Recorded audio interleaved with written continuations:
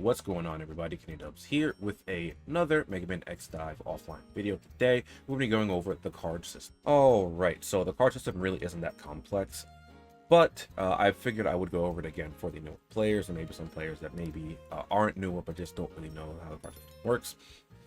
Basically, the card system is a way to allow players to add even more power to their characters. Now, even though I say add even more power to their characters, you don't directly get a lot of power from a good chunk of the cards. And what I mean by that is, while you do get passives from the cards here, such as this one, the RT55J here, you can see at level 1, gives plus 9 attack, plus 18 HP, plus 5 defense. Hey, Future Kenny here. One thing I forgot to mention about the card system when I was initially recording this video is that cards have an effect on your total power. Now, I mentioned this in my total power video. However, I did bring up that you get stat buffs while using these cards. However, what I did not mention is that leveling these cards up will in turn increase your total power and increase the stats buffs you get.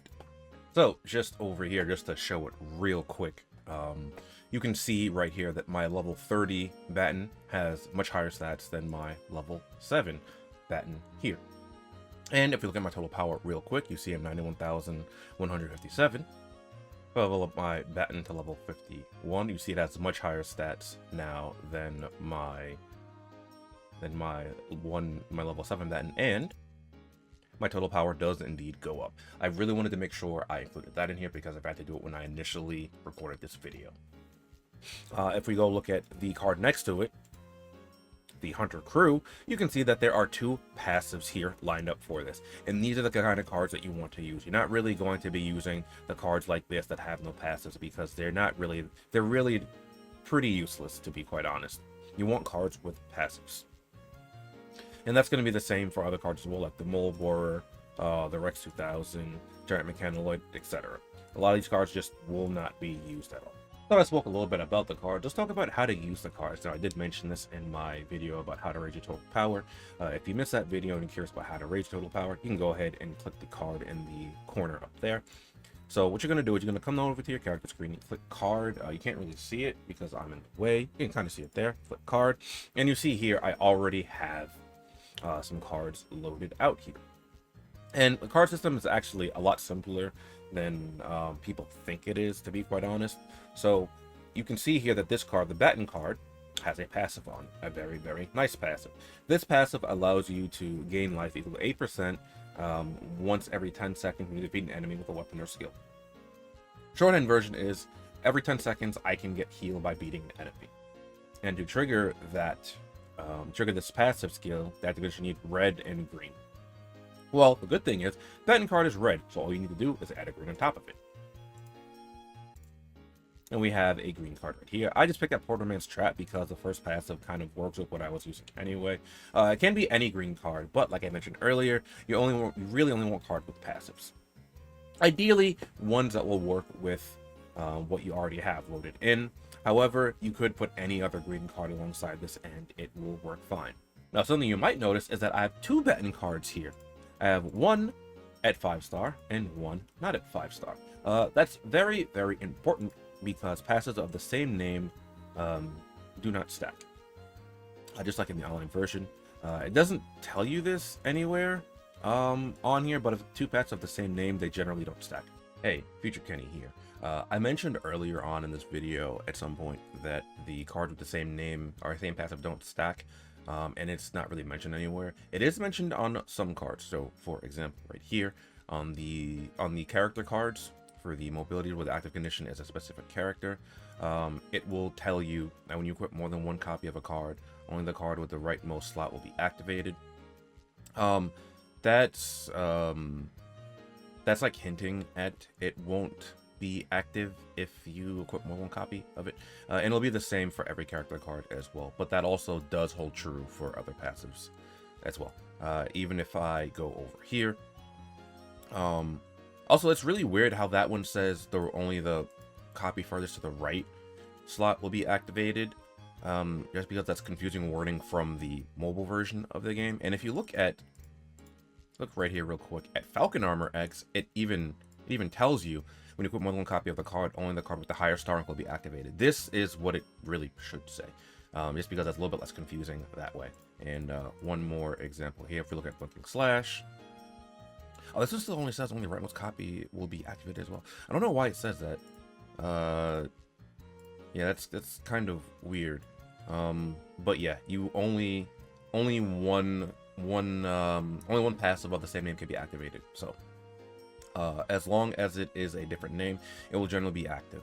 However, for the character specific active conditions, that will not hold true. But you see here, this is expired life up, expired 1-up 2. This is expired 1-up 1. And they will stack. So now, once I defeat an enemy, every 10 seconds, I get 14% life back instead of just the 8% life back. And another thing I do want to mention, it doesn't have to be actually in this order as well. It doesn't have to be red green. If I do it like this, right, I still have the red green combination. And you can see the passives do light up when you have them triggered. You can see here, double amplification is still lit up. Expired 1-up is still lit up as well. So it doesn't have to be in the same order either, because now I have it in green, red, red, instead of red, green for this one, and it will still work that way. So I did speak about cards a bit earlier, but you might have noticed that one of my cards was a 5-star and the rest weren't. How do you rank up cards? Well, that's pretty simple. You can do it a few ways. 2 ways, actually. You come over here to item power up, and then depending on, well, it depends on what you have. For this card right here, this is an S rank card, so what you can do is you can either use a Universal Star Card 3, and you can just level up the star rank of S rank cards, or you can use a copy of this card. Now, I don't have another copy of Protoman's Trap right now. However, what I do have copies of is a Giant Mechanoid card. So, if I go over here, Giant Mechanoid card, you can see right here, my star rank is at 0.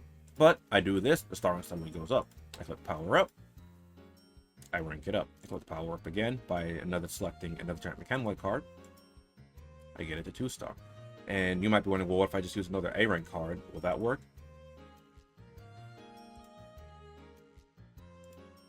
You see that? No. It has to be either the same card, or you have to use a power up to do so.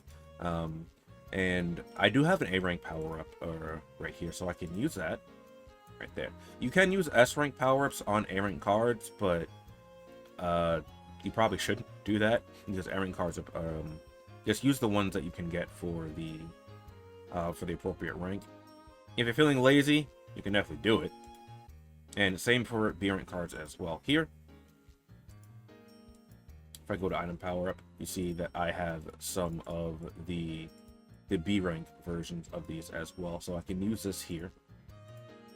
Power up my bat. Now, another thing to note, passives for cards will only change at 5 stars. Now, what does that mean? Well, you see right here, this baton has expired 1-up 2, and it's at 5-star. This is a 5-star. This baton has expired 1-up 1, and it's only at it's at 0 stars. This one also has expired 1-up 1, and it's at 0. It's at 1 star. However, if I do this, and even this, you see, it still stays the same. It won't be until it hits 5 stars that the passive will change. So that's something to keep in mind as well. And the reason for that is because, like I said, passive and same name don't stack. So if you have some cards that you might want to stack because their effects are really, really good, you don't want 2 copies of it at 5-star. All right, and finally, let's talk about how to acquire cards. Now, this is the easy part. You just come to the store, you select card, and you can basically buy any card you want. Here, you can see you get exclusive cards. The exclusive cards are the character exclusive cards. So for this card right here, this is something I actually kind of forgot to talk about. This card will only work for, well, the first passive here, active condition X. This will only be for the B rank X. The second passive will work as soon as you hit the active condition, though. And there are quite a few cards here that, meet the same requirement. For example, Falcon Armor X. First passive will only be applicable to Falcon Armor X. regardless of if you put it on anyone else. The second passive, again, however, will work on anyone. I just wanted to make a note of that because while technically X is still, like Falcon Armor X is still X, this card will not work because it's not specifically for Falcon Armor X. And that's something I definitely wanted to mention because I've gotten questions about that before. You can also buy cards over here in the seasonal events and the special events tab. You can already see a few here, like the Tron Bond Informed Tire, the ALZXA card. Right here you can see the Summit Mammoth card, etc, etc. And these you can't get right now. I say can't get right now. I cannot get them right now because I'm not level 60 yet. Once I hit level 60, I can go do the events and then get the tickets so that I can unlock these for myself. However, right now I cannot get them. And I guess for the final bit here, I'll talk about a few cards that I think are worth making note of. First and foremost, the Batten card. Batten card is just really good for like generic things in general. Outside of like maybe boss fights, just because it allows you to have some kind of healing. If you're overpowered for a stage you're doing, you really don't need this. But if you're doing like a challenge mode stage, this could be useful. Or if you're just doing rogue stage where you're not exactly overpowered, so that you have a little bit of healing there. Starting Edge card is good for race mode. You just combine that with a green card and you get a movement bonus when you enter a stage. It's only happen once per stage. However, for race mode, that's still pretty good. I also want to talk about the Elite Hunter card because this is one of the cards that I just kind of use generically. This is only applicable if you're using a Buster and a melee type weapon. But this card combination is really good because, as you can see here, it's double amplification, double adaptability, BS2. What that means is you get a 5-star copy of this and a 4-star or less than 5-star copy of this. You actually have quite a bit of damage increase by 14%, I believe. Other than that, it's really going to depend on what you're using and kind of what you're doing, because there are some cards that will augment the damage you do versus bosses, which is quite useful. Like the Comrade Forever card is actually really solid for boss fighting, as you can see here. That's both boss sentinel and boss killer, meaning you take less damage when fighting a boss and you deal more damage while fighting a boss. So this is good for fighting bosses. I just wanted to touch on a few. I don't really want to go over like every scenario because we could be here all day for that, but just kind of look for whatever you're using, right? Like if you're using, say, I think launchers, I think Hunter Crew.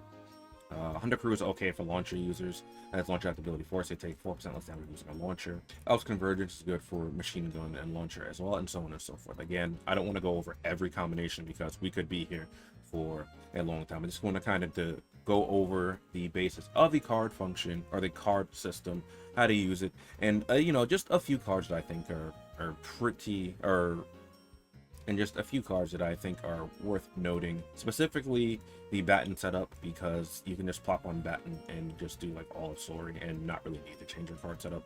And like I said, Elite Hunters is just a generically good combination. You even start with a Buster and a melee weapon for starting the game, so you get that really quickly there. So I think I actually forgot to mention the most important part of the card system, is how to equip multiple cards to your characters, because you can see in my S-Class Hunter X can equip 3 cards. However, S-Class Hunter 0 cannot. Well, you need to have them at least at 4-star. Once you get them to 1-star, you can equip 2 cards, and once you get them to 4-star, you can equip 3 cards. Can't believe I forgot to say that at the start of the video, but yes, that is something you will need to do. And I needed to make sure I mentioned that just so that no one's confused as to why I have all 3 card slots open while they might not have all 3 card slots open. Anyway, that will be it for this video. Hopefully this video helped some of you out that were maybe a little bit more in the dark about the card system. If you enjoyed the video, be sure to like, comment, and subscribe. My channel to go show enjoying the content. And I will see you guys in the next video later.